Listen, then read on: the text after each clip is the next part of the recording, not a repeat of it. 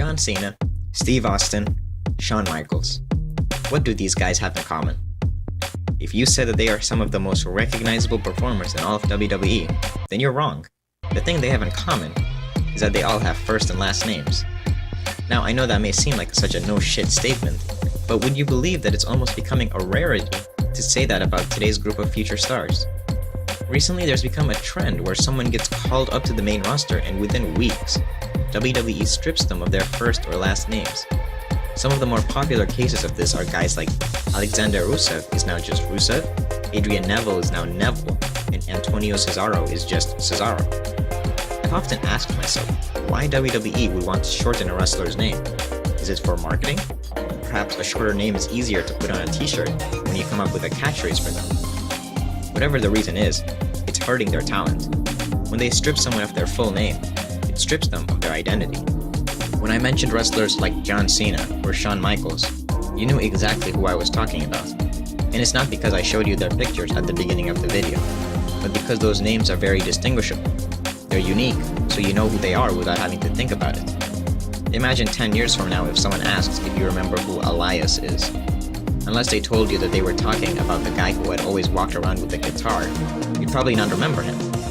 And that's where my problem with shortening someone's name stems from. You've essentially turned these wrestlers into gimmicks, not actual people. When I think Randy Orton, I think of a person, an actual human being with a personality. When I hear Elias, I just hear a catchphrase, "Who wants to walk with Elias?" Cesaro, his name is just a song that the fans sing, so it's not much better. Fandango, I looked up his name and found out it literally means a Spanish dance. Every wrestler should have a gimmick. Gimmicks are what defines wrestling and has done so for years. But there's a difference between creating a character and turning someone into a person you could describe in one sentence by saying, "Oh, he dances. Oh, he plays the guitar."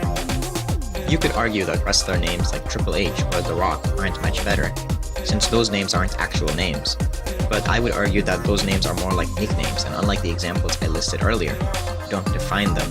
Instead, they are defined by their actions we see on TV. And that's what made them so popular, and their names so memorable. Looking at the victims of this name-shortening epidemic before they were called up to the main roster, you'll notice a difference in the fans' perceptions of them. In NXT, guys like Neville and Cesaro were much more respected and beloved by the audience because they had characters that always evolved. Compared to when they are called up to Raw and SmackDown, where WWE takes one quality of each wrestler and makes that their entire character. Cesaro is strong as fuck, and Neville can fly. The problem is, fans will start to get bored of seeing the same thing each week, and when these guys offer nothing new to them, fan reactions start to dwindle. We've all heard that WWE has been struggling to create new stars ever since Cena and Orton's era in the early 2000s. The Ruthless Aggression era, as it's often called.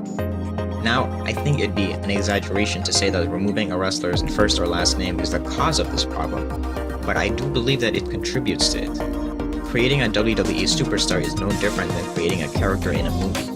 The names Luke Skywalker, Jack Sparrow, and John McClane make you think of larger-than-life people. They evoke an emotion out of you. Would those guys still be the icons they are now if they were known as Luke, Sparrow, and McClane? Those names wouldn't be identifiable and wouldn't evoke that same emotion from fans. And it's the same with the current WWE superstars. Part of creating a memorable character is giving them a memorable name, and I'd hope that when the next wrestler gets called up from NXT, we can still say that their name is more than just one word long.